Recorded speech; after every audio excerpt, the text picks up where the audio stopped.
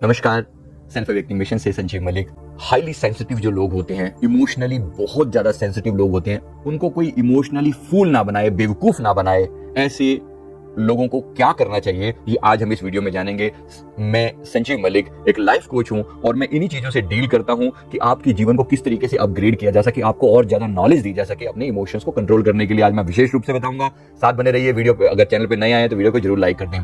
इस तरह के करीब करीब 15 से 20% लोग होते हैं दोस्तों, जो लोग बहुत ज्यादा सेंसिटिव होते हैं इमोशंस के प्रति, फीलिंग्स के प्रति, एनवायरनमेंट के प्रति, लोगों के प्रति, घटनाओं के प्रति बहुत सेंसिटिव होते हैं, बहुत सेंसिटिव होते हैं। ऐसे लोगों को पता भी नहीं होता कि उनके अंदर ऐसी कोई चीज है। इनको लगता है कि इस दुनिया से ये बिल्कुल डिफरेंट क्यों है। और ऐसे करीब जो 15-20% लोग हैं, आप भी ऐसे हैं क्या, जरा पता लगा कर देखते हैं। मैं कुछ सिम्टम बताता हूं, जरा पता लगाने की कोशिश करें। सबसे पहली बात, जो भी घटनाएं घटती हैं ये उनके प्रति बहुत ज्यादा सेंसिटिव होती हैं। जो कुछ भी होता है आसपास के अंदर, मतलब इसमें अपने बारे में और दूसरों के बारे में एक्सट्रीम सेंसिटिविटी होती है कि मेरा व्यवहार ऐसा क्यों है, मैं ऐसा हूं तो ऐसा क्यों हूं, मुझे ऐसा होना चाहिए कि नहीं होना चाहिए, ये मैंने ठीक किया या नहीं किया। ऐसी अनेक बातें इनके मन में लगातार चलती हैं जो इनको ओवर थिंकर भी बना देती है। ये थोड़ी सी विशेष बातें इनके बारे में जानते हैं। नंबर 1, ऐसे लोगों को जो भी शोर, बदबू या रोशनी तेज होती है वो इनके लिए बहुत परेशानी का कारण बन जाती है। मतलब तेज रोशनी, तेज शोर, तेज बदबू, ये इनके लिए बहुत परेशानी का कारण बन जाती है। ऐसे लोगों को तेज रोशनी से हमेशा बचना चाहिए, तेज शोर से हमेशा बचने का प्रयास करते हैं लोग और उसके प्रति बहुत सेंसिटिव हो जाते हैं। इनके शोर बर्दाश्त नहीं होता, लेकिन फिर भी इनको अगर उसके बीच में रहना पड़ता है तो ये उसमें एडजस्ट करने में इनको बहुत दिक्कत आती है। ऐसे को काम पे कॉन्सेंट्रेट करने में बहुत दिक्कत आती है। ऐसे लोग, जैसे मैं कई बार सलाह देता हूं कि आप ईयर प्लग का यूज करें ताकि आप शोर वगैरह से बच सकें, अगर आपको ऐसी स्थिति में काम करना पड़ ही रहा है तो ऐसे लोग हमेशा शांत एरिया में रहने की तलाश करते हैं, जैसे कि लाइब्रेरी वगैरह में बैठकर, जहां पर कोई उन्हें तंग ना कर सके। ऐसे लोग हमेशा ऐसी जगह की तलाश करते हैं। इसी तरह जो ऐसी कोई भी घटना जहां पर बहुत ज्यादा, जैसे कोई बहुत डरावनी फिल्म हो, कहीं पर कोई बहुत ज्यादा हिंसा हो या किसी को बहुत ज्यादा पीड़ा हो, ये बहुत ज्यादा सेंसिटिव होते हैं उस चीज के प्रति कि ऐसा कैसे हो गया, उसने बेचारे ने कैसे फील किया होगा, कितनी तकलीफ हुई होगी उसे, कितने दर्द हुआ होगा उसे, वहां बहुत ज्यादा एक्टिव हो जाते हैं ये। लेकिन ऐसी चीजों से बचने की भी कोशिश करते हैं कि मैं ऐसी चीजें ना देखूं, क्योंकि इस चीज के प्रति बहुत ज्यादा सेंसिटिव होते हैं। क्या आपको भी ये तकलीफ होती है? जरा नीचे कमेंट करके बताएं। राइट, इसको मैं और थोड़ा विस्तार से बताता हूं। इसमें ऐसे अनेक तरह की जो उत्तेजना है, जो एक्साइटमेंट है, ऐसे लोग सहन नहीं कर पाते। जैसे बहुत अगर गर्मी लगती है या बहुत ज्यादा भूख लगती है, मतलब तो ये सहन नहीं कर पाते, इनका बॉडी बिल्कुल असहनीय काइंड ऑफ हो जाता है और फिर इन्हें गुस्सा आने लगता है, फ्रस्ट्रेशन होने लगती है। क्या आप भी इसी तरह के सेंसिटिव लोगों में से हैं? जरा चेक करें। तो कई बच्चों में भी होता है, बुजुर्गों में भी होता है, बीच में भी कहीं ना कहीं इस तरह के लोग होते हैं जिसके प्रति सेंसिटिव होते हैं।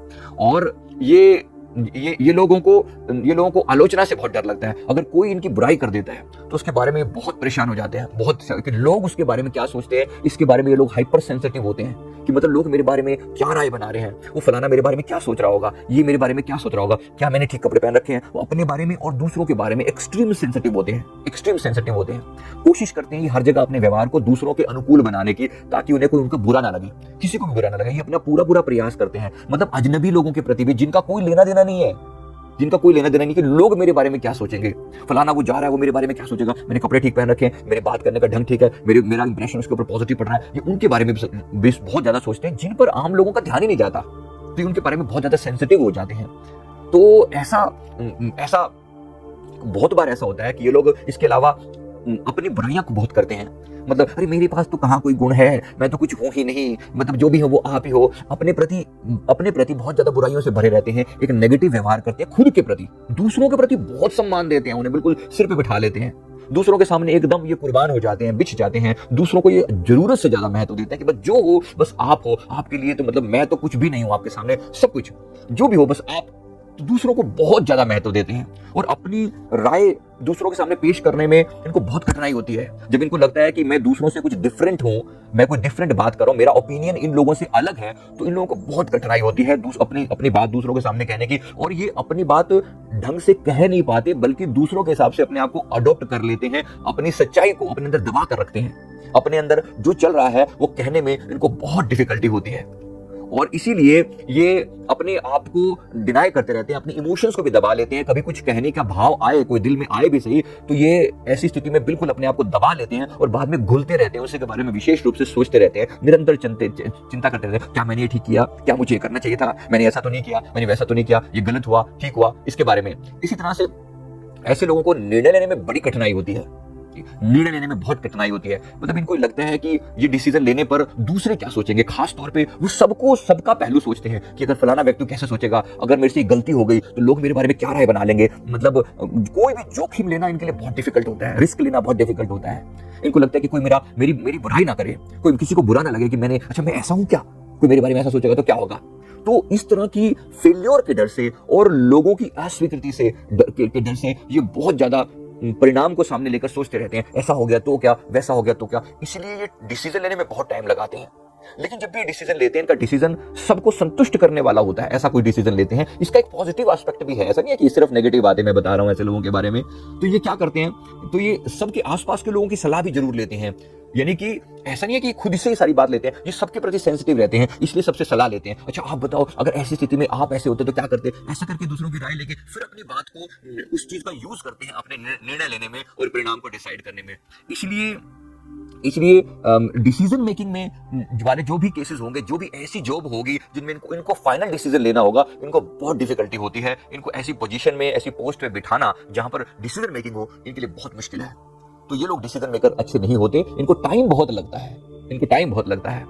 तो इसके अलावा नंबर 5, उनको दबाव में काम करना बहुत मुश्किल लगता है। दबाव में काम करना, दूसरों के प्रेशर में काम करना, क्योंकि बहुत सेंसिटिव होते हैं, उनको टाइम चाहिए। उनको कोई भी काम को करने के लिए भरपूर टाइम चाहिए, उस बात को सोचने में टाइम चाहिए, उसके हर एस्पेक्ट को सोचने में टाइम चाहिए। इसलिए जो लोग बहुत सेंसिटिव नहीं है, जब इनको कोई ऐसा प्रेशराइज कर देते हैं तो उनके प्रेशर में ये खूब काम करते हैं। लेकिन ये प्रेशर में काम करने के लिए इनका माइंड बना नहीं है। इनको टाइम चाहिए भरपूर, जब ये पूरे समय ले लेकर डिसीजन ले सके।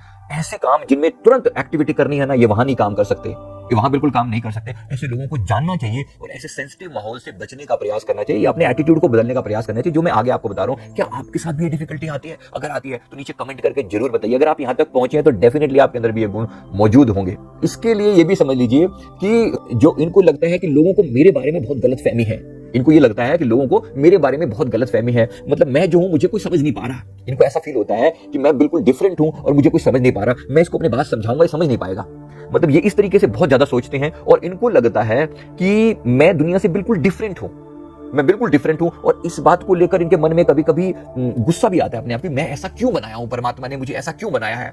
तो इसलिए ऐसे लोगों को ये नहीं मानना चाहिए कि डिफरेंट है। आप जैसे करीब 20% लोग हैं दुनिया के अंदर, इसलिए अपने आप को डिफरेंट मत समझो। आप इन लोगों से मैच नहीं कर रहे आपके आसपास में, क्योंकि अधिकतर परमात्मा ऐसा बैलेंस बनाने के लिए करता है कि जो अति संवेदनशील जो लोग हैं, जो हाईली सेंसिटिव लोग हैं, इनको ऐसे लोगों के बीच में रखते हैं जहां पर इनके जैसे सेंसिटिव लोग अधिकतर कम होते हैं। मतलब इनका जो हस्बैंड या वाइफ है, इनको समझने वाले लोग कम होते हैं, तो इनको लगता है कि कोई मुझे समझता ही नहीं है।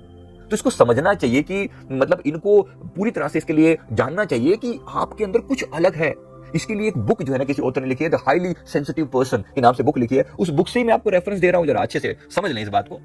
तो नंबर 7 मैं बताता हूं यहां पर कि ये जो लोग हैं, ये लोग मतलब चिंता बहुत ज्यादा करते हैं, डिप्रेशन में भी चले जाते हैं। जिन बातों की वजह से इनको खुद को टेंशन होती है, विचारते रहते हैं उन बातों के बारे में, उन बातों में सोच कर डिप्रेशन में भी चले जाते हैं, क्योंकि नेगेटिव सोच इनकी उसमें हावी होने लगती है कि अच्छा ऐसा हुआ होगा तो सामने वाले ने ऐसा सोचा होगा, इसलिए मेरे बारे में बहुत गलत राय बन गई होगी, और इसलिए मतलब ये उदास हो जाते हैं। तो चिंता बहुत करते हैं, डिप्रेशन में बहुत जल्दी चले जाते हैं। इसका मतलब समझ लीजिए कि उनकी टेंडेंसी बिल्कुल डिफरेंट है, लेकिन वो मानसिक रूप से बीमार नहीं है। ये एक डिफरेंस है, बस इनको डिफरेंस को फील करने की जरूरत है और अपनी चिंता से ओवरकम करने की जरूरत है। इनको जितना ज्यादा हो सके अपनी ओवर थिंकिंग को रिड्यूस करने का प्रयास करना चाहिए, और जितना हो सके अपने आप को दूसरों से मैच करने की जो ये बार बार भूल करते हैं, वैसा करने का प्रयास हमेशा ना करें, बल्कि अपने आप को यूनिक मानते हुए चीजों पर काम करेंगे तो बहुत अच्छा रहेगा। तो ऐसे लोगों के बारे में मैं कुछ पॉजिटिव बातें भी मैं बता दूं। ये लोग, पॉजिटिव पार्ट ये है कि ये अपनी अंदर की दुनिया को मैनेज करने में बहुत स्मार्ट होते हैं, अपने आप के साथ डील करने में, अपने बारे में, क्योंकि सोचते बहुत ज्यादा है, अपने आप को टाइम बहुत ज्यादा देते हैं। तो ये खुद के प्रति काउंसलर, एक बहुत अच्छे काउंसलर होते हैं कि अच्छा मेरे को ऐसे नहीं ऐसा करना चाहिए, वैसा नहीं वैसा करना चाहिए, ये व्यक्ति, ये सिचुएशन आने वाली है, इसके लिए मैं अभी से तैयारी कर लूं। तो इनकी मैनेजमेंट बहुत अच्छी होती है, चीजों को मैनेज करना बहुत अच्छे से जानते हैं। अपने इमोशंस के प्रति क्योंकि सेंसिटिव हैं, इसलिए खुद को इंप्रूव करने पर बड़ा भरोसा करते हैं। ये अपने आप को अगर अफर्मेशन दें तो ऐसे लोगों के लिए बहुत इंपॉर्टेंट है।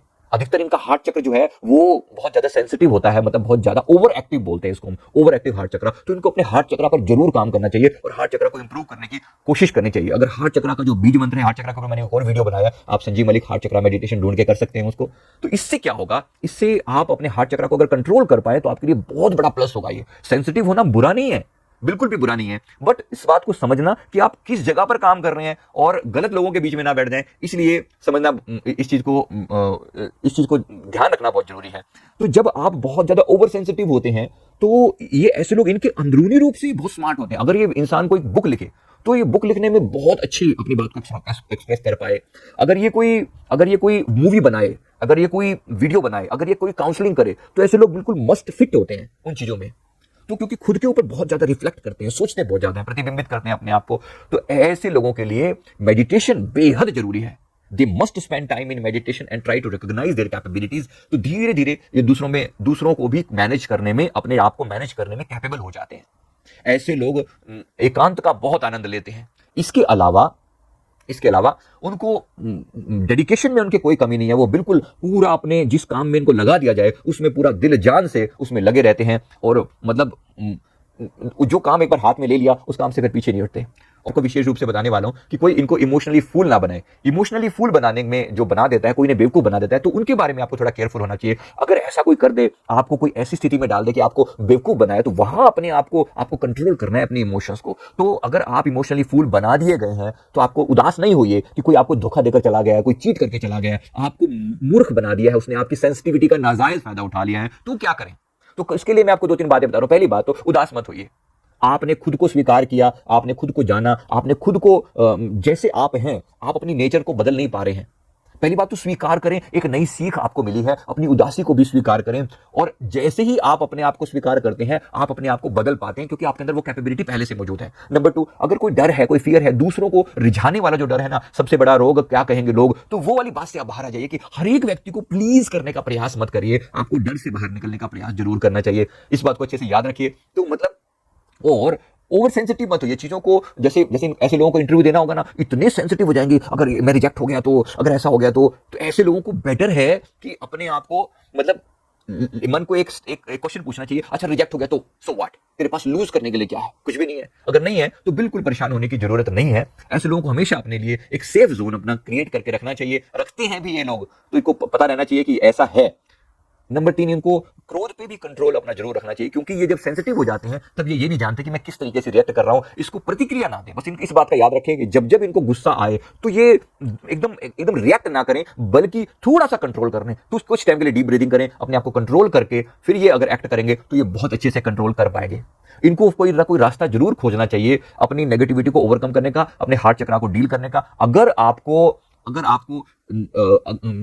आपको ये लगता है कि सारी चीजों के कारण आप ही हैं, सारे दुख का कारण आप ही हैं, तो ये बिल्कुल गलत है। अपने आप को हर चीज का कारण मत बनाइए, बस उससे बाहर आने का उपाय खोजिए। कि अगर आपको ये समझ में आ गया कि मैं सब कुछ करता नहीं हूं और मैं अपना काम ढंग से करूं और बाकी चीजों के बारे में मैं निश्चिंत हो जाऊं, अगर आप ऐसा कर पाते हैं तो आप इस चीज से बड़ी आसानी से बाहर आ सकते हैं। तो एक क्वालिटी है, एक गुण है ये, इस गुण को ढंग से मैनेज करने का उपाय सीखिए। मैं उम्मीद करता हूं कि आपको बात समझ में आ गई होगी ये हाईली सेंसिटिव लोगों के बारे में। इसके लिए आप हमारा हार्ट चक्रा वाला मेडिटेशन अवश्य करें, आपको इससे बहुत फायदा होगा। वीडियो अच्छा लगे तो लाइक कर दें, कमेंट करें, हमारे चैनल को जरूर सब्सक्राइब कर लें। Thank you very much. Thank you.